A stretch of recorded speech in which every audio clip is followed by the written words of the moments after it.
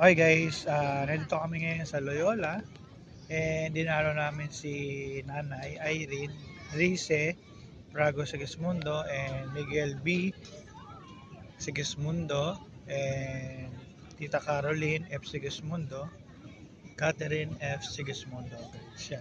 Rest in peace sa ating Sigistort family, and nandito kami family Tolentino para bisitahin sila ngayong araw na ah,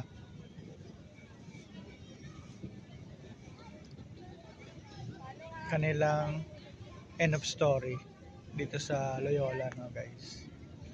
Yan, dito sila active and si ma'am, si Trixie umiga ulit. Eh, pahinga ka muna. Pag umiga. Sabi sa'yo wala dun eh, no?